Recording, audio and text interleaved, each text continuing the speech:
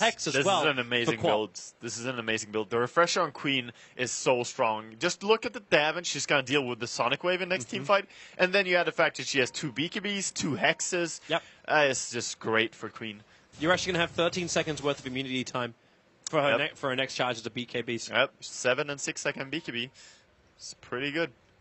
So we'll see what's going to go on in the next team fight. It's going to be very difficult for LGD, though. If they take the fight here, out in the open, they won the fight in their own base, but can they do it here? Envy.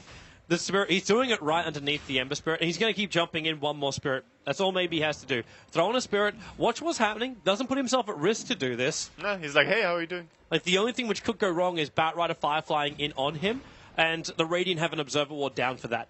Actually, their ward positioning's really good unless you get the Tombstone on this hill, the northern hill of the Roche Pit. If it's on the southern hill, that's the most common spot is to put it up there. Yep. That's very hard to fight. If you cannot kill these Tombstones, you normally just lose the fight. Especially when, like, as Ember Spirit, you could probably bring it down. And in fact, look, they put the Tombstone right in front of the Radiant Observer As we said, though, I mean, Ember can benefit from the zombies stacking up. He can definitely deal more damage. Roshan so low. That Spirit, he's not going to jump in. Eternal Levy finishes the job.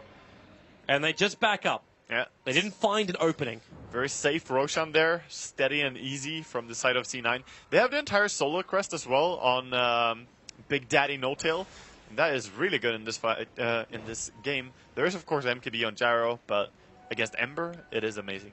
So does LGD now defend their tier 2s? Do they feel confident enough they should smoke up and come and defend the tier 2s, or do they just let it go? I don't think there's any way you will take the tier 2 fight after giving up a Roshan. But if you're going to do this, then maybe you should be on that bottom lane. Yeah, like, but pushing. They're not feeling 100% that they're not going to be bottom already. Like, they think that they were going to go top. Now, of course, it's obvious, but they didn't feel 100% safe. Right, so maybe Insala mop up the bottom lane to try and relieve some of the pressure. The middle lane was pushed up nicely.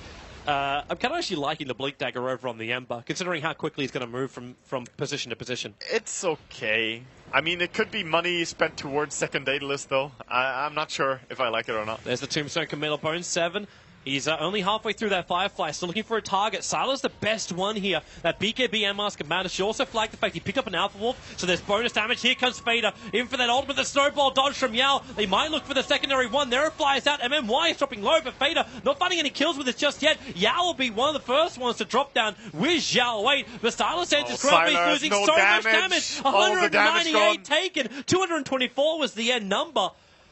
Yeah, everything being stolen by Envy there as Fada dove in and kind of kept the enemy team off, but 2 of them died and Razor is very low here. Be careful, Envy. Be really, really careful. He's got Aegis the Immortal, so he can come back alive. He's still going to pop it for the range racks, and Sylar, well, he's standing his ground here. The creep wave is going to remain, and they're looking for the extra stuns, and Pone 7 actually being searing chained up, and they're going to find the kill. The Ember Spirit, the man to do it. Can they get the collateral? Yep, you just chase it up into a searing chain. Eternal Envy can go for the Plasma Field and Static Link, but he's still down for the count. A double kill for the Ember Spirit. Every single kill gives so much gold as well. Look at that. Ember Spirit, 644 gold from Batrider, 694 from the Razor. They're getting plenty of money back their way. It was almost elite number. It was 1338. It's a big swing of gold. However, they were very far behind in before this fight. So yes, they still need to work hard to recover. They only lost the range racks, though. Tier 3. You lost the range racks, and you've got 7.3k gold on an Ember Spirit. Well, do I just... You get pretty much the same damage extra as you get from buying a Divine by buying a Daedalus, and you don't risk as much. You should buy the second Daedalus and then buy a Divine. That's pretty much the build. He's gonna go Lincolns. Oh, he's scared of the Queen and her Hex and Lion, of course. But I worry for his damage, man. I really do. It might also be because of Batrider, in a way. Yeah, I mean, it's a good item overall in this game, but I'm not sure he's the one who has to buy it. Batrider's got his own Lincoln Sphere. Anything you could buy, I can buy better. Yeah, definitely. Like, it's a good item for Batrider to pick up, but for Ember, he's definitely gonna need to deal a lot of damage. But we focus too much on him. Gyrocopter is starting to become a threat as well. He has the MKB, he has the Butterfly. Yep. He is, at this point, starting to become very relevant. And how's Razor meant to actually attack him? He buys up now an Assault Cuirass. Well, he doesn't attack him, he just steals his damage. He just links him. Okay, he steals the damage so he doesn't do anything then. But is there a way to get away from this? Like, wait, where's our 4-staff usage? Where's... Where's the Gyro's maneuverability? Is it coming from the supports? Like, you got Force Off, Glimmer Cape on one, and you got Yule Scepter, Mech, Arcanes on the other. Yeah. It might be worth a second Force Staff over on Zhao 8. It might be. It could be. Either that or... Wait, can you Lotus Orb it? Lotus Orb what? Lotus Orb Static Link? No. What a shame. Static Link will persist. Like, even if you snowball, it's going to persist. You just have like the double link. Yeah, it's just gonna go in there. So we just go like full cross the streams. Dude, you can get imprisoned into another world, and the static link is still gonna be like, I know where you are. I got your address. Looks like LGD, a bit more of an aggressive movement up the mid, but to really what avail? Like Cloud9 keep 3 on the defense. You've got Notel just limping himself around inside the jungle. And Fade has managed to wait so long that not only is a Refresher Orb coming off cooldown, but he's managed to farm 3.5k gold.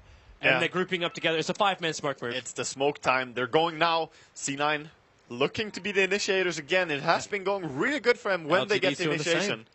Hey, they dropped the drums. So maybe actually left his drums behind. He left the drums? Yeah. So he has a TP scroll. He's playing against C9, the constant reminder. Carry a TP scroll. They just saw all of... Oh, he jumped at the Spirit. Maybe. Whoa. That wasn't intentional. He went to the Spirit back in the middle lane. He's not on the top lane at the moment. Well, he got scared. He just felt this is not where I should be. That Observer Ward from Notel is the perfect position. They're watching LGD inch forward, and then they have another Observer Ward on the high ground.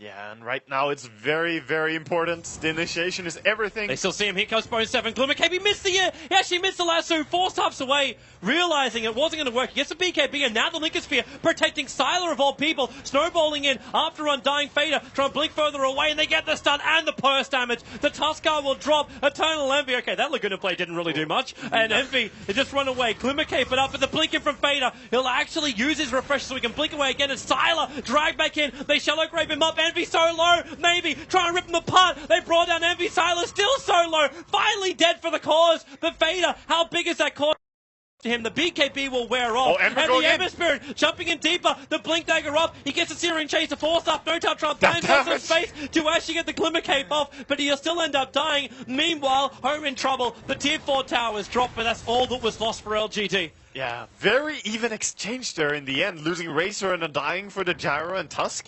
But okay, this game is one of the games that's actually starting to convince me of the usefulness of having an Ember Spirit. He's playing it very well, and he's doing a lot of damage in this fight. So much money from these fights, too. Like, where is the death on Maybe? It doesn't exist. He's up to 6k gold again. He's been surviving a whole lot. The Blink and Lincolns has been doing a lot of work for him, and his damage is still there. We could see how quickly he makes work of even a Solar Crest Undying, who normally could be very, very tanky and hard to bring down. Is this still the point, though, where you say a second Daedalus is going to be worth it over a Rapier? That's right. Yeah, Seven is like, am I the one who kills you? Or? Zhao is going to find him and just Yules? He, okay, triggers the Lincoln Sphere with the Yules.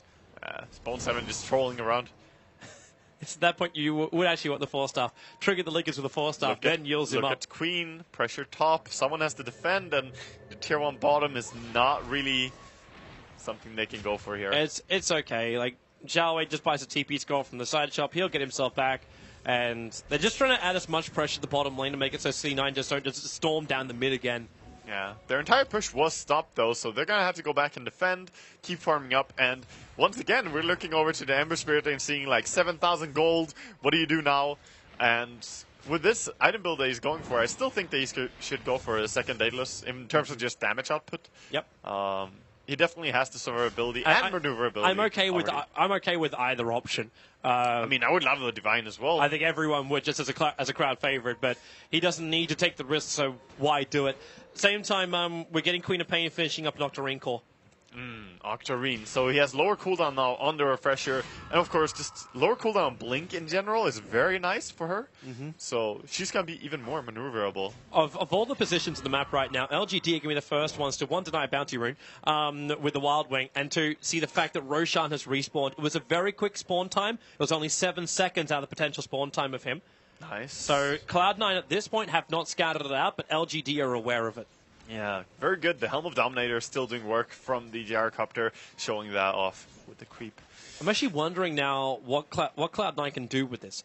Because if you get the Aegis demodeled, you drop the mech to get the Aegis over on the Razor. And you can't drop anything on the Queen of Pain unless she drops the Soul Booster for either Cheese or Aegis. I would say that you still want to do that. Like, you still want to put the Aegis on your Razor, I would say.